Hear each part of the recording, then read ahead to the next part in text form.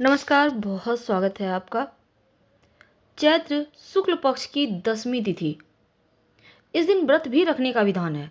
इस दिन से जुड़ी एक बहुत ही अच्छी कहानी है और मान्यता है इस कहानी को सुनने से व्रत करने के इतना ही फल मिलता है। नवरात्र में जो आपके ज्वारे हैं उसका क्या करें?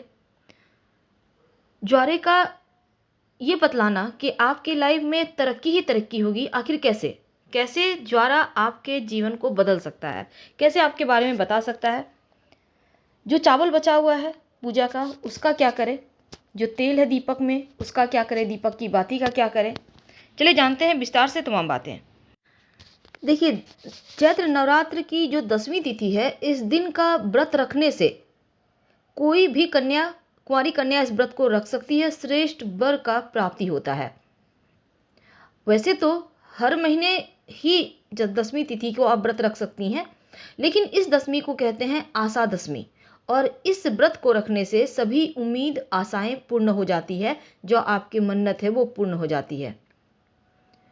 जैसे कि अगर किसी स्त्री का पति कहीं बाहर गया है कमाने के लिए, जल्दी जल्दी घर नहीं आता, तब सुहागन स्त्री भी इस व्रत को रखकर अपने पति की शीघ्र प्राप्ति के लिए ये व्रत रख सकती हैं। वो पति आपके पास आ जाएगा। इससे जुड़ी एक कथा है, पौराणिक कथा, जरूर सुने।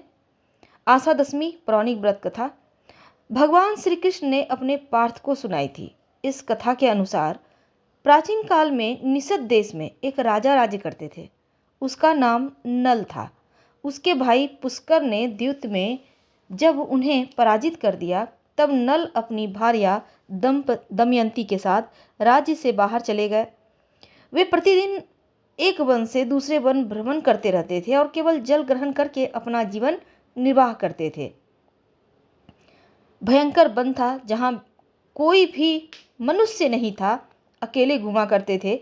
एक बार राजा ने वन में स्वर्ण सी कांति वाले कुछ पक्षियों को देखा। उन्हें पकड़ने की इच्छा से राजा ने उनके ऊपर वस्त्र फैलाया, परंतु वे सभी वस्त्र को लेकर आकाश में उड़ गए।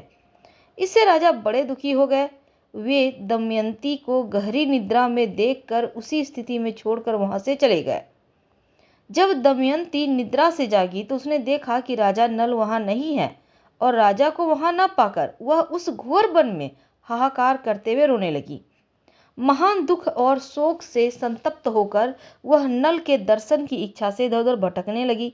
इसी प्रकार कई दिन बीत गए भटकते हुए, और वह चेदी देश में पहुंची। दमयंती वहां उन्मत्त सी रहने लगी। वहां के छोटे छोटे शिशु उसे इस अवस्था में देखकर कौतूहलवश घिरे रहते। एक बार कई लोगों में घिरी दमयंती को उस देश की राजमाता ने देखा। उस समय दमयंती चंद्रमा की रेखा के समान धूमिल सी पड़कर भूमि पर पड़ी थी। उसका मुखमंडल प्रकाशित था। राजमाता ने उसे अपने भवन में बुलाया और पूछा, तुम कौन हो? इस पर दमयंती ने लज्जित होते हुए कहा, मैं विवाहित स्त्री हूँ। मैं ना किसी के चरण धोती हूँ और ना किसी के उच्छिष्ट भोजन करती हूँ। यहाँ रहते हुए कोई मुझे प्राप्त करेगा तो वह आपके द्वारा दंडनीय होगा।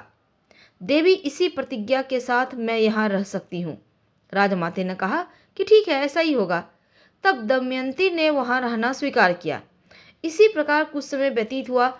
फिर एक ब्राह्मण दमयंती को उसके माता पिता के घर ले आया, किंतु माता पिता और भाइयों का स्नेह पाने पर भी पति के बिना वह दुखी रहती थी। एक बार दमयंती ने श्रेष्ठ ब्राह्मण को बुलाकर उससे पूछा, हे ब्राह्मण देवता, आप कोई ऐसा दान एवं व्रत बताएं जिससे मुझे प्राप्त हो जाए। इस पर उस ब्राह्मण ने कहा, तुम मनोवांछित सिद्धि प्राप्त करने वाले आशा दशमी व्रत को करो। तुम्हारे सारे दुख दूर होंगे और तुम्हें अपना खोया पति वापस मिल जाएगा। तब दमयंती ने आशा दशमी का व्रत अनुष्ठान किया और इस व्रत के प्रभाव से दमयंती ने अपने जो पति हैं उनको पुनः प्राप्त किया। तो अब नवरात्रि में बचे हुए चीज़ों का क्या करें? देखिए, नवरात्र 2 आते हैं जो प्रमुख तौर पे मनाए जाते हैं। आश्विन महीने के शारदीय नवरात्र और चैत्र माह के वासंतिक नवरात्र। और इन नवरात्रि में लोग अपने घर में चावल और नारियल रखकर कलश स्थापना करते हैं और 9 दिनों तक अखंड दीप भी जलाते हैं। लेकिन समस्या यह होती है कि कलश स्थापना के समय रखा जाने वाला जो नारियल है, चावल है, उसका क्या करें कि किसी भी तरह का अपमान ना हो।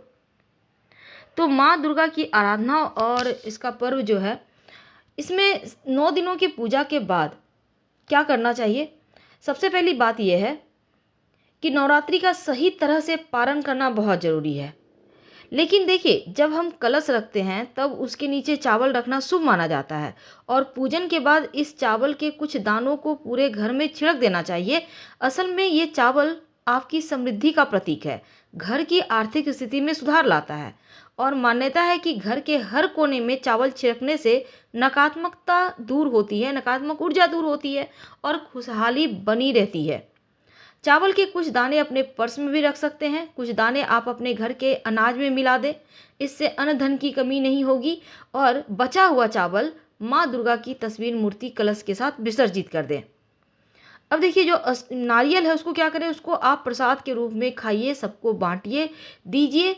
और जो तेल है उसको क्या करेंगे, देखिए जो तेल दीपक में बचा हुआ है, वैसे तो नहीं बचता है ज़्यादातर मामलों में, लेकिन मान लेते हैं आपका बच गया है, तो क्या करेंगे, उस तेल को थोड़ा सा लेकर, थोड़ा सा 1-2 बूंद लेकर आप सभी के हाथों में या फिर फेस पे हल्का हल्का सा लगा दें, अच्छे स्वास्थ्य के लिए।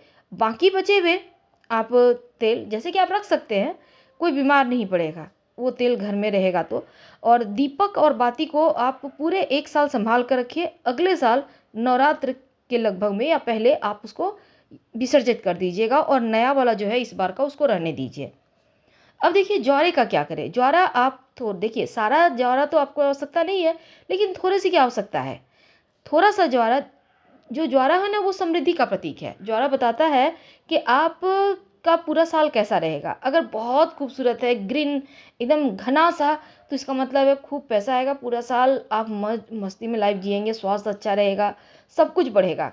लेकिन अगर पीला और हरापन लिए हुए हल्का सा मध्यम है, तो इसका मतलब है एवरेज रहेगा, लेकिन एकदम से अच्छा से नहीं उगा है, तब ऐसे में संभलने की आवश्यकता है, क्योंकि ये साल थोड़ा गड़बड़ जाएगा। पहले से ही आप माता रानी से क्षमा मांग लें, किसी भी तरह का कोई गलती भी है तो माँ है, सबको क्षमा करती हैं, और उनसे कहें कि कहीं कोई दिक्कत ना हो लाइफ में। तीसरी बात, क्योंकि इसके रंग से ही आप पहचानते हैं कि जौ बोने का भी महत्व वही है कि 9 दिनों में जौ जितनी तेजी से बढ़ता है उतना ही अच्छा है। इसके बोने के पीछे शुभ अशुभ संकेत भी होते हैं। और दूसरी बात, ज्वारे को आप सारा नहीं फेंकना है। माना जाता है कि अगर ज्वारा आप अपने घर के, जिनसे आप चाहते हैं, घर से, घर के या बाहर के दोस्त हैं, आपके लव हैं, आपके जीवन साथी हैं, आप चाहते हैं उनसे प्रेम बना रहे और खूब प्रेम हो, तो उनके हाथों में दें। जितने भी सदस्य हैं सबको एक एक दूसरे को हाथों में दें, तो इससे क्या होता है, प्रेम बढ़ता है। बाद में उसको उठाकर आप कुछ समय रखिए, फिर आप किसी पौधे के गमले में भी डाल सकते हैं या फिर तस्वीर और बाकी पूजा की सामग्री के साथ आप उसको विसर्जित कर सकते हैं। तो ये हो गई। अब दूसरी देखिए, अगर घर की जो सफ़ेद और हरे रंग में तेज़ी से बढ़ रहा है तो अच्छा है, इसका मतलब है माता ने आपकी पूजा स्वीकार कर ली है। अशुभ संकेत कब होता है, देखिए नवरात्र में बोई गई जौ ठीक प्रकार से नहीं उग रही है तब ये अच्छा नहीं माना जाता। अगर जौ काले रंग की टेढ़ी मेढ़ी होती है तो ये भी अच्छा नहीं होता। अगर जौ सूखी पीली होकर झड़ना शुरू हो जाए तो भी अच्छा नहीं है, क्योंकि उनसे क्षमा प्रार्थना कर लें माता रानी से तो उत्तम रहेगा। तो हम आपसे विदा लेते हैं। जानकारी अच्छी लगे तो लाइक कर सब्सक्राइब करें। एक और बात, जो आपने श्रृंगार की वस्तु उनको अर्पित की है, घर की सुहागिन महिलाएं उसका इस्तेमाल करेंगी। धन्यवाद, हम फिर मिलेंगे।